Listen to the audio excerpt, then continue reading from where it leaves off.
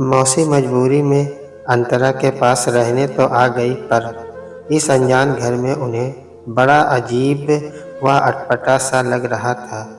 वे चारपाई पर लेटी हुई रात भर करवटें बदलती रही।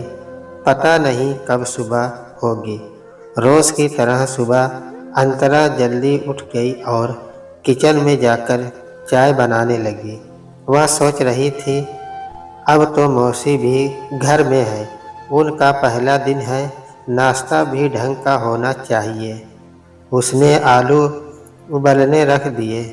सोचा पूरी के साथ आलू की सब्जी और अचार ठीक रहेगा, बाकी फिर माहौल के हिसाब से देखा जाएगा। खटर पटर सुनकर मौसी उठकर किचन में आ गई और बोली, क्या कर रही हो बहू? आपके लिए चाय बना रही हूँ। आप नाश्ते में क्या लेंगी? आप तो शाकाहारी है ना? अंतरा ने हंसकर पूछा। हूँ तो पूरी शाकाहारी, लेकिन मेरे लिए कुछ खास बनाने की ज़रूरत नहीं है।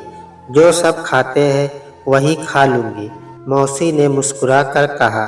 अगर तुम लोग मांस मछली खाते हो तो मेरी चिंता मत करना, मैं छुआछूत नहीं मानती।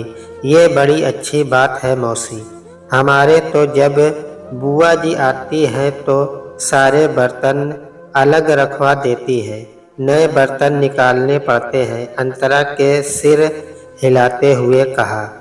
अब मौसी, आपकी तरह तो हर आदमी समझदार नहीं होता, अंतरा ने थोड़ा मुंह बनाकर मौसी को चाय पकड़ाते हुए कहा।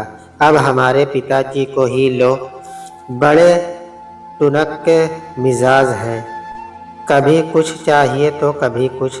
ये भी नहीं देखते कि मुझे दफ्तर जाने में देरी हो रही है। कभी कभी तो मैं बड़ी परेशान हो जाती हूँ। अब बुजुर्ग हैं, मौसी ने समझाते हुए कहा। समझने में तो समय लगता ही है। अब पत्नी के जाने के बाद उनका तुम लोग ख्याल नहीं रखोगे तो कौन रखेगा? अंतरा को हंसी आ गई। मौसी के सारे नखरे रानी से पहले ही बता दिए थे। आपका कहना सच है मौसी, अपनी तरफ से तो हम कोई कसर नहीं छोड़ते, अंतरा बोली। बस कभी कभी सहना मुश्किल हो जाता है, तनाव जीवन है ना। सो है तो मैं क्या जानती नहीं, मौसी ने कहा। मेरे लिए कोई काम हो तो ज़रूर बता देना, दिन भर बैठी बैठी करूँगी भी क्या? ज़रूर बता दूँगी मौसी। अभी तो जाकर आप आराम करिए, अंतरा ने मुस्कुराकर कहा। मौसी को सुनकर अच्छा लगा। नाश्ते के बाद मौसी की मौजूदगी का ख्याल रख के अंतरा के ससुर निहाल चंद्र ने खुद पर काबू रखा और जो कुछ सामने रखा था चुपचाप खा लिया। अंतरा तो डर रही थी कि पिताजी कुछ कहकर बदनजगी न पैदा कर दे।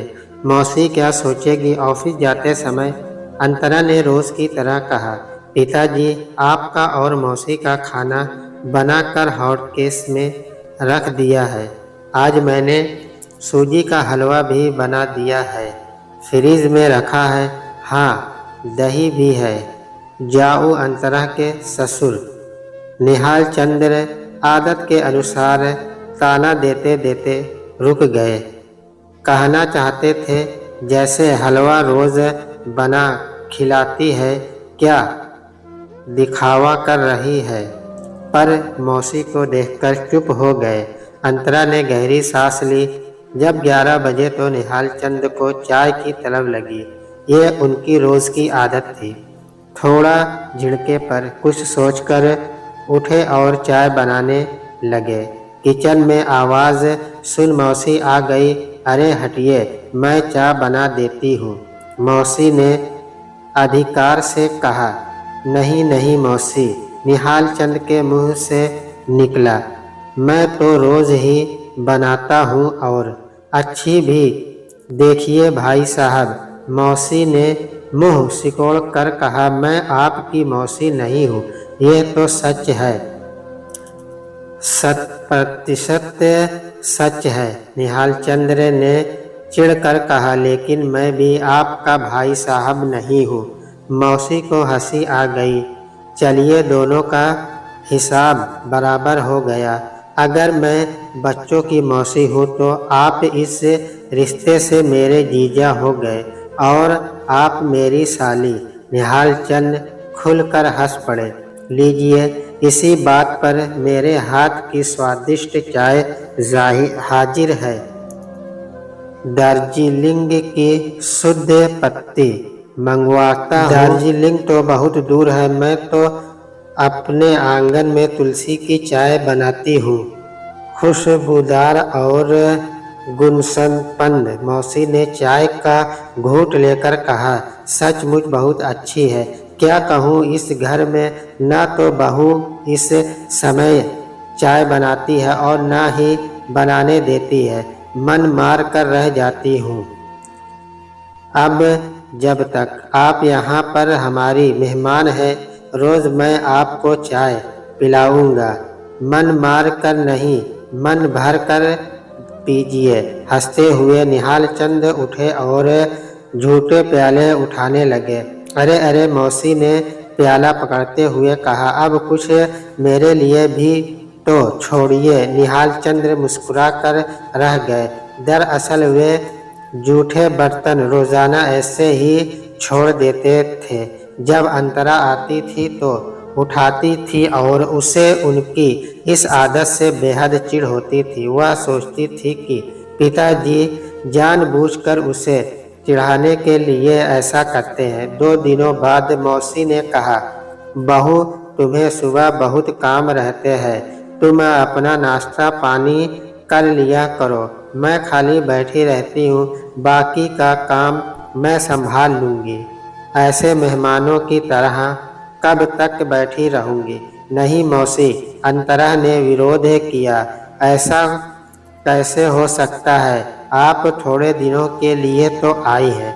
आप चिंता मत करिए, मुझे काम करने की आदत है।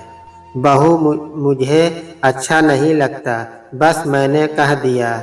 अब मुझे कुछ न कुछ तो करना ही है, मौसी ने लगभग डांटते हुए कहा। अंतरा को मालूम था कि अपने घर में अगर उनसे कोई काम करने को कह दे तो मौसी अपनी बहू रानी की मुसीबत कर देती है। यहाँ तक कि माँ भी दुखी हो जाती है। नहीं ना मौसी, आपको कुछ नहीं करना है, रानी मुझसे झगड़ा करेगी। अंतरा ने हट किया। कौन होती है रानी? मौसी ने गुस्से से कहा, मैं जानती हूँ, उसने मेरी बड़ी बुराई की होगी। दरअसल वह मेरी लाचारी का फायदा उठाती है। कभी कभी तो सोचती हूँ मेरे सोनू मोनू की बहुएं ही क्या बुरी थी। अरे क्या आपकी अपनी बहुएं आपकी सेवा नहीं करती? अंतरा ने ऊपरी सहानुभूति जताते हुए कहा, सच, कितने अरमानों से लोग बहू घर में लाते हैं। मौसी की अपनी बहुएं से बिल्कुल नहीं बनती थी, यह सब जानते थे, लेकिन दूसरे के मुंह से उनकी बुराई सुनना मौसी को अच्छा नहीं लगता। अरे नहीं बहू, आजकल की हवा ही खराब है, वे इतनी बुरी भी नहीं है, मौसी ने मक्खी उड़ाते हुए कहा। अब तुम भी तो काम करती हो, इस बुढ़ापे में ससुर की पूरी सेवा करती हो, देखकर अच्छा लगता है। अगले जन्म में अच्छा ही फल मिलेगा। मौसी, अगला जन्म किसने देखा है? मैं तो पूरी स्वार्थी हूँ, सारे फल इसी जन्म में चाहती हूँ। अंतरा ने मुस्कुरा कर कहा। मौसी को भी हंसी आ गई। तू कितनी अच्छी बातें करती है। खैर, असल मुद्दा ये है कि जब तक मैं यहाँ हूँ तू घर की चिंता मत कर, मैं सब संभाल लूँगी। तेरे दफ्तर जाने से मुझे कोई फर्क नहीं पड़ता। अंतरा को डर लगा कि कोई उनके ज्यादा मना करने से मौसी बुरा न मान जाए। जल्दी से उनकी बात मान ली। संतोष की गहरी और ठंडी सांस ली। इस चक्कर में अपने ससुर के चेहरे पर ढीली पड़ती सिकन दिखाई नहीं दी।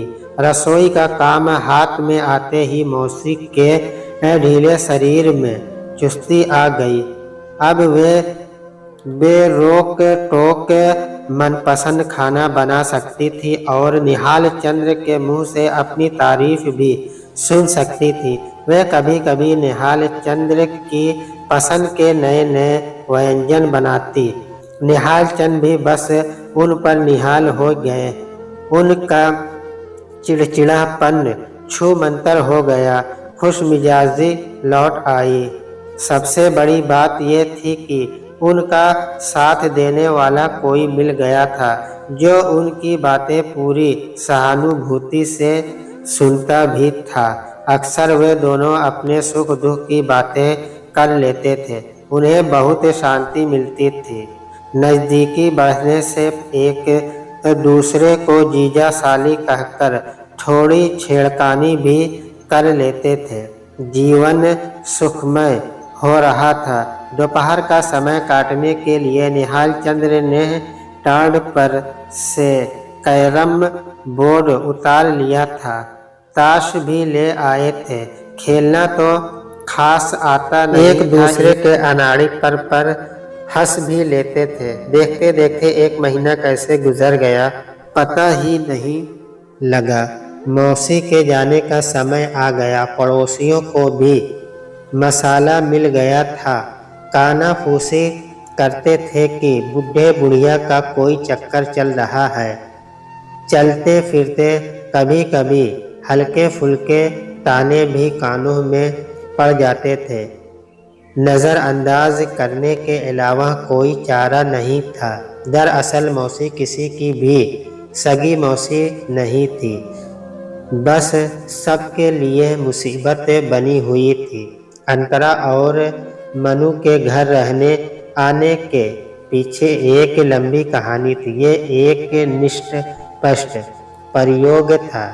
सपन अंतरा के पति, मनु का सहयोगी, सहकर्मी व मित्र सब कुछ था।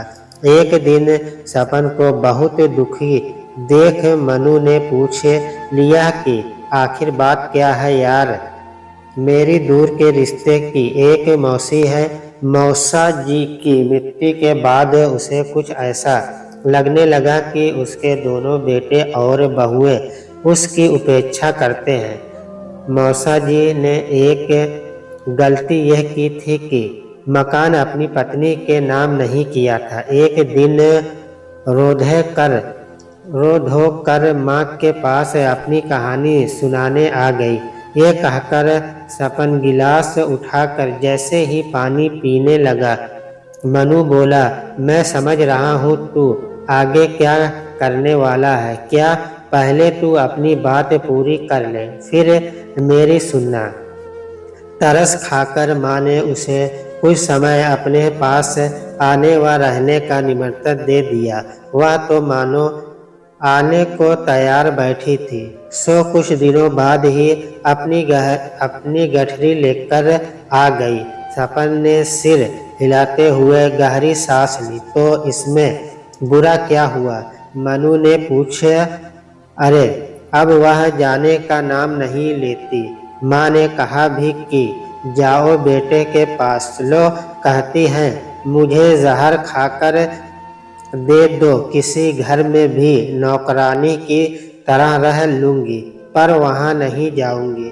सपन ने दुखी होकर कहा, यार तू कुछ समय नहीं, इतनी सी बात होती तो दुखड़ा क्यों रोता। सपन ने कहा, दरअसल मौसी बड़े टेढ़े स्वभाव की है।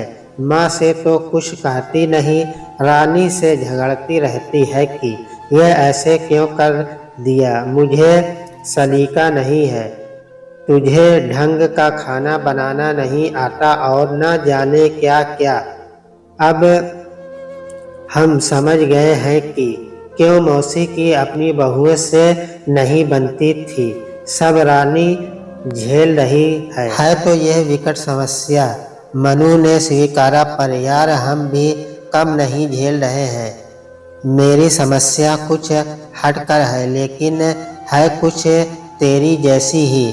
तू भी अपनी कहानी कह डाल। सपन ने मुस्कुरा कर कहा, कहते हैं न कि बांटने से दुख कम होता है और सुख बढ़ता है।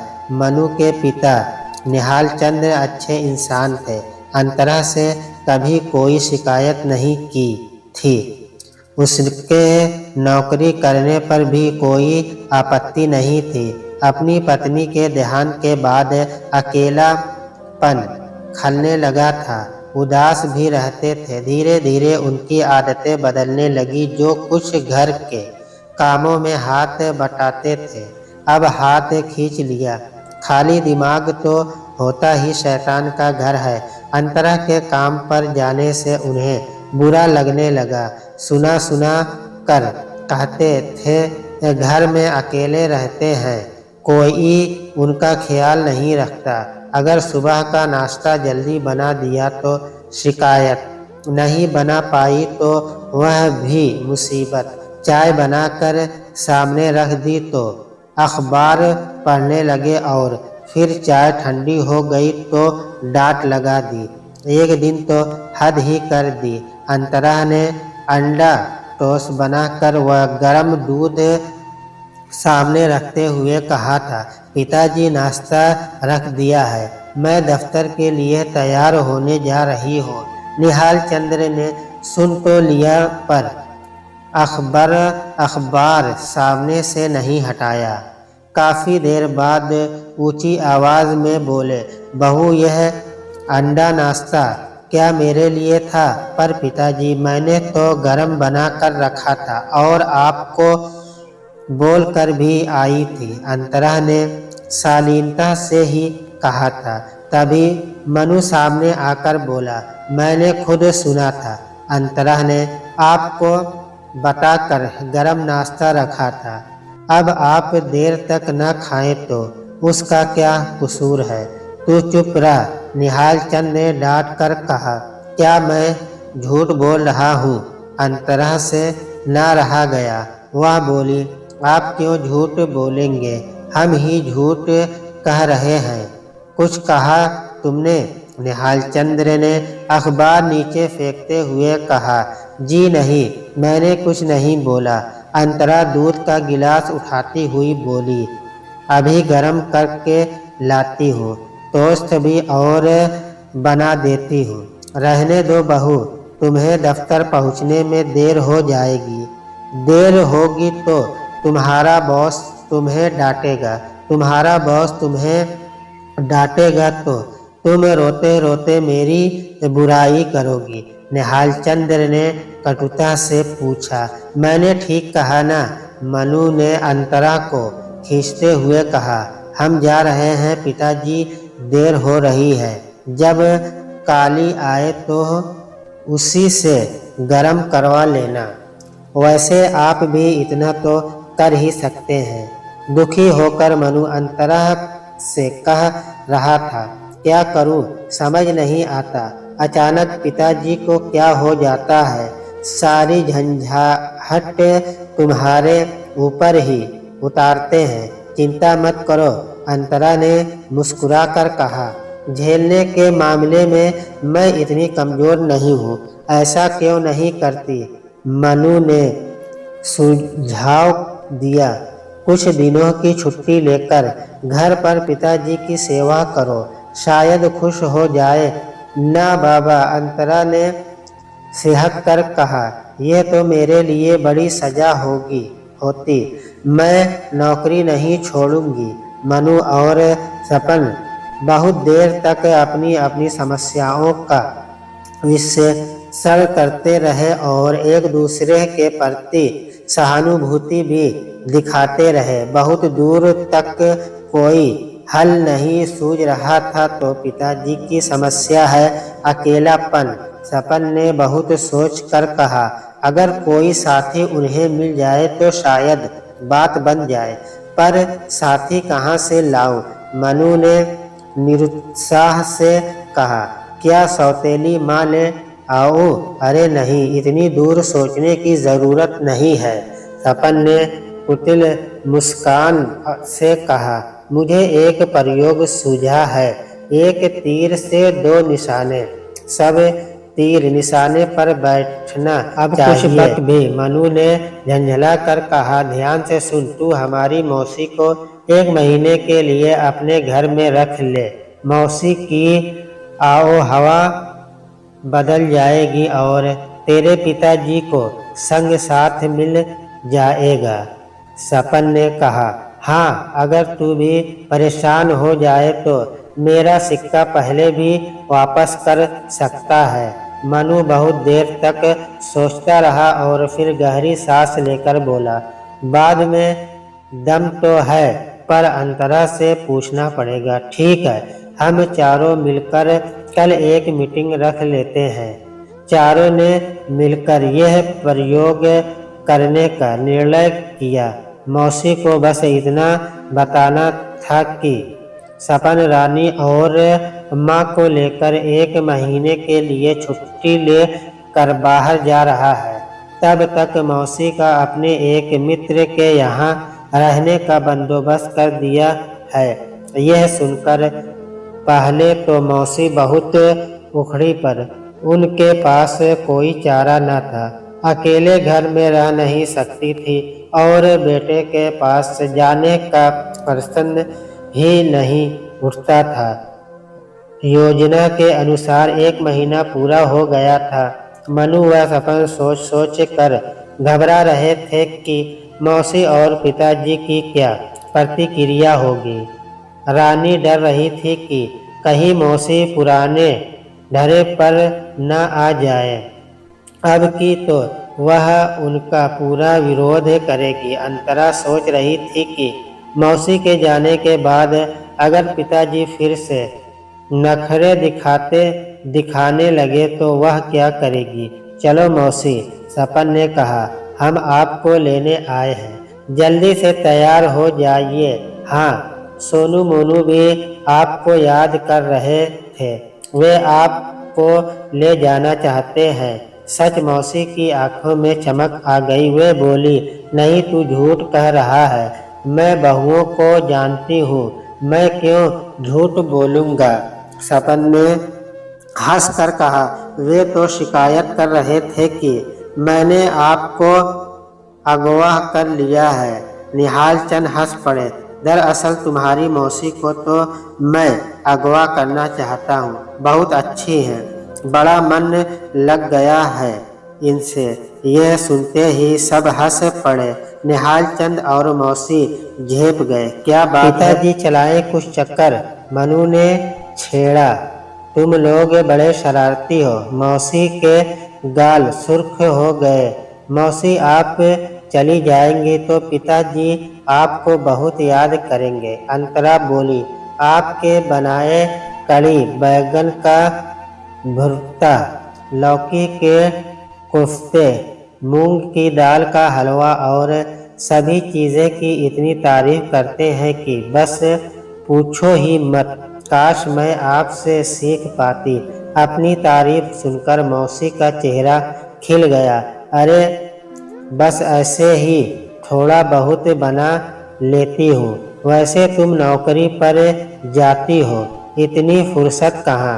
रानी ने मौसी के कमरे में झांकते हुए कहा, अरे मौसी, आपका सामान सब वैसा का वैसा ही पड़ा है। क्या अभी चलने का इरादा नहीं है? चलना तो है, पर सोच रही हूँ कि चलूँ या नहीं। मौसी ने हिचकिचाते हुए कहा, क्यों? रानी और सपन चौंक पड़े। बात यह है, बहू की अंतरा के पैर भारी है। अब उसकी देखभाल करने वाला भी तो कोई घर में होना चाहिए ना।